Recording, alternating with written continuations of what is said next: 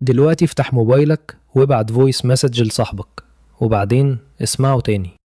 حسيت بإيه؟ غالبا حسيت بحاجة قريبة من الاشمئزاز. صوتك ده مش صوتك، ده صوت حد تاني بيتكلم بفمك. عايز تمسح الرسالة على طول وتقولها لنفسك معقول ده صوتي؟ دي مش حالة نادرة، أغلب الناس على وجه الأرض بتحس بنفس الإحساس بالظبط أول مرة تسمع صوتها مسجل. بس السؤال هنا مش ليه الصوت ده غريب، السؤال الحقيقي هو ليه دماغك بيرفضه لدرجة إنك بتقفل الفيديو على طول؟ بس الإجابة الحقيقية أغرب من كده بكتير. إحنا هنا مش قدام مشكلة تقنية في الميكروفون، إحنا قدام صراع جوه دماغك بين نسختين مختلفتين تماما من نفس الصوت. نسخة بتسمعها أنت من جوه ونسخة بيسمعها العالم كله من بره. وده صراع عمره ملايين السنين من قبل ما يتخترع أي مسجل صوت أصلا. خليني أوضح لك الفرق الأول. لما بتتكلم صوتك بيوصل لودانك بطريقتين في نفس اللحظة. الطريقة الأولى الموجات الصوتية بتخرج من فمك بتعدي في الهواء وبعدين بتدخل ودنك من بره، ده اسمه التوصيل الهوائي. الطريقة التانية وده الجزء المهم، الاهتزازات بتتولد جوه حنجرتك وعظامك وبتمشي مباشرة جوه جسمك لحد ودنك الداخلية، ده اسمه التوصيل العظمي. العظم بينقل الترددات المنخفضة بشكل أقوى بكتير من الهواء، يعني الصوت اللي بتسمعه أنت وأنت بتتكلم فيه طبقة عمق وغلظة زيادة مش موجودة في الصوت اللي بيوصل للناس التانية. فلما تسمع صوتك مسجل أنت بتسمعه للمرة الأولى من غير التوصيل العظمي ده. الترددات المنخفضة اختفت، اللي فاضل صوت أنحف، أعلى نبرة وأقرب لصوت حد غريب. دماغك اتعود على نسخة معينة من صوتك على مدار سنين وفجأة بيتقدم لها نسخة مختلفة. النتيجة رفض فوري، مش لأن الصوت سيء، لأنه غير متوقع. بس ده نص الحكاية بس. النص التاني اكتشفوا باحثان في الستينات اسمهم فيليب هولزمان وكلايد روزي. عملوا تجربة بسيطة لكن كشفة. خلوا ناس يسمعوا تسجيلات صوتهم وقاسوا رد فعلهم الجسدي والنفسي في اللحظة دي.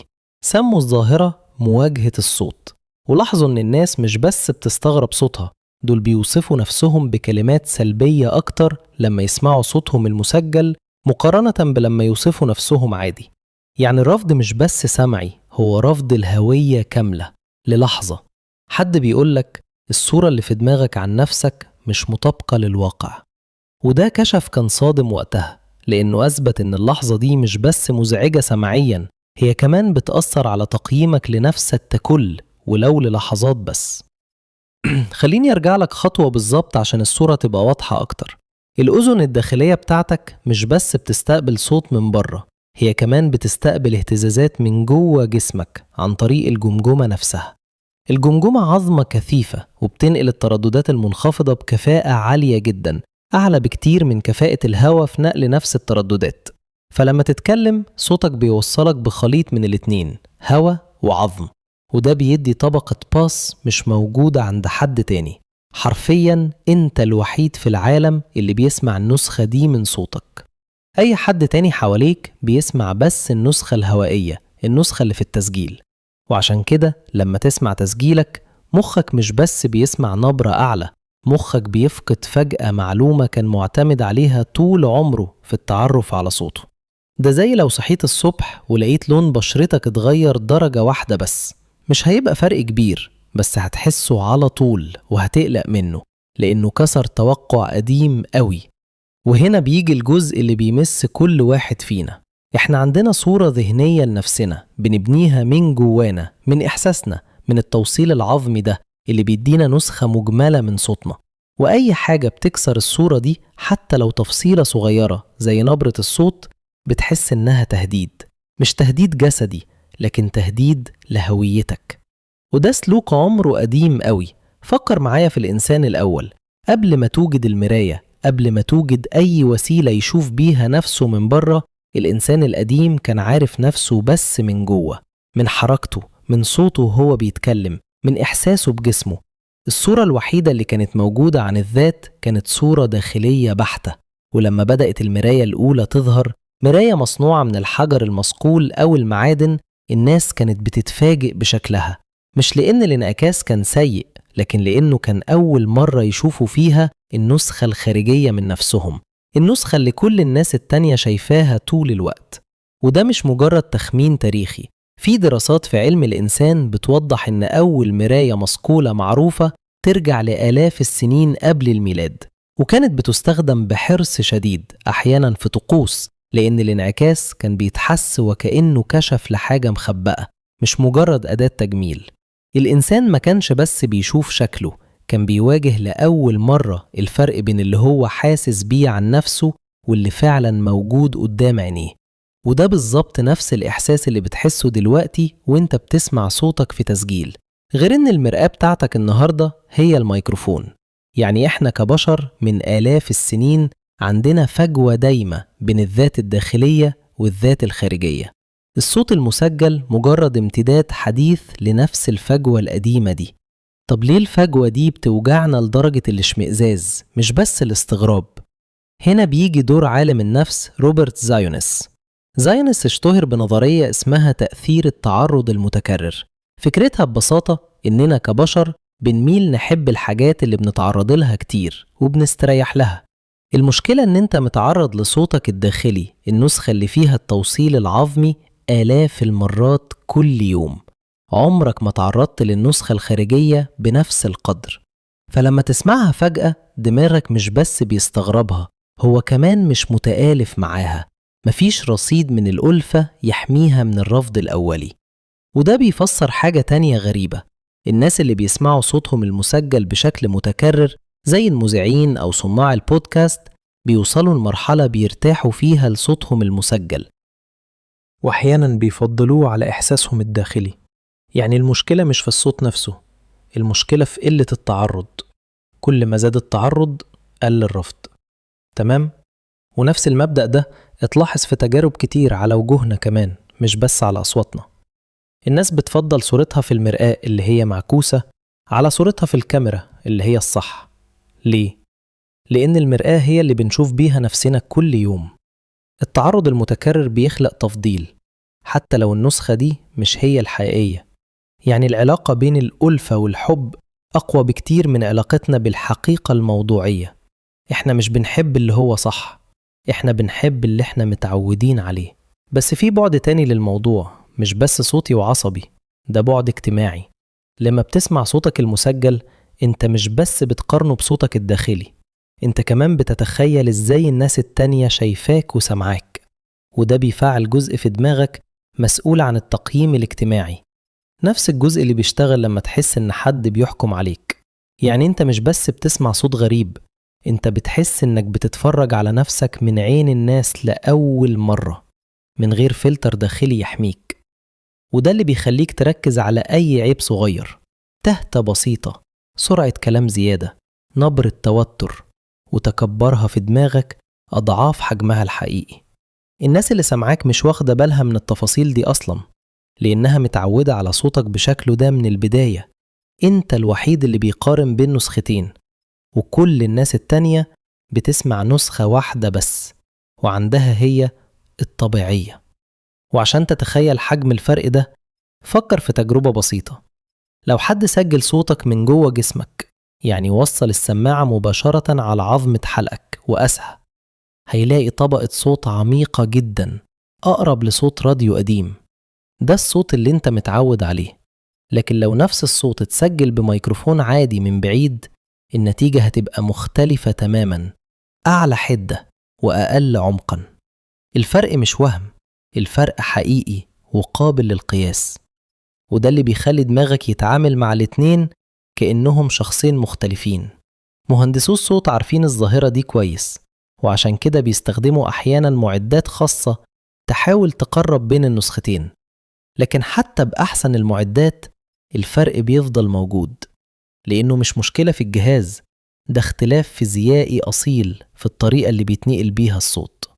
وده بيوصلنا للمفاجأة العكسية. لو سألت أي حد حواليك هيقولك إن صوتك المسجل ده هو الصوت الحقيقي اللي بيسمعوه هم، مش نسختك الداخلية. يعني كل الناس اللي في حياتك، أصحابك، أهلك، زمايلك في الشغل، هم مش عارفينك غير بالصوت ده.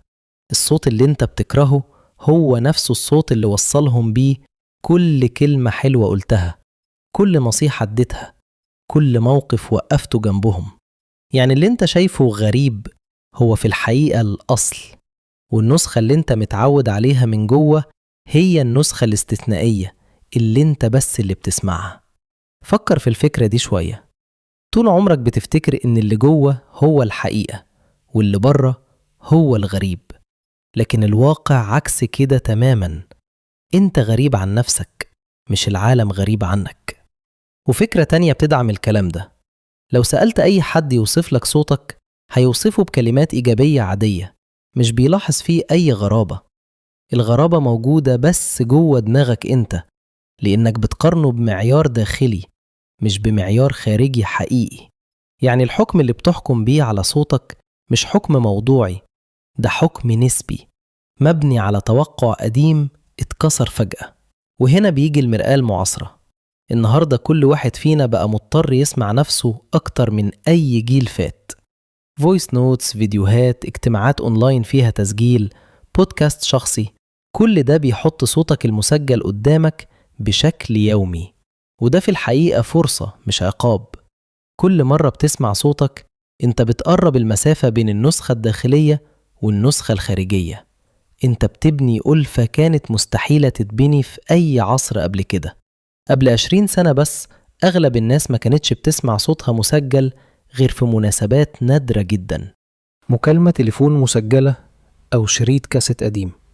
النهاردة أي مراهق بيبعت عشرات الفويس نوتس يوميا، وبيشوف نفسه في فيديوهات قصيرة أكتر من أي جيل قبله. يعني الأجيال الجديدة بتواجه فجوة الصوت دي بشكل يومي متكرر من غير ما تاخد بالها، وده فعليا بيسرع عملية التآلف اللي كانت بتاخد سنين طويلة قبل كده.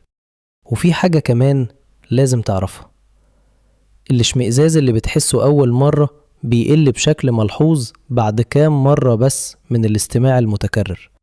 مش محتاج شهور، محتاج بس تكرار واعي. يعني في المرة الجاية اللي هتسمع فيها صوتك مسجل جرب تفضل تسمعه لحد الآخر من غير ما تقفل الفيديو بعد ثانيتين. المرة اللي بعدها هتحس بفرق، والمرة اللي بعد كده هيبقى الصوت ده حاجة عادية تماما. وده أثبتته دراسات لاحقة بنت على شغل هولزمان وروزي، لقت إن مستوى الانزعاج من الصوت المسجل بينخفض بشكل ملحوظ مع التكرار البسيط حتى من غير أي تدريب متخصص. يعني الدماغ قادر يعيد بناء خريطة الذات الصوتية بتاعته بسرعة، بشرط إنك ما تدلوش فرصة.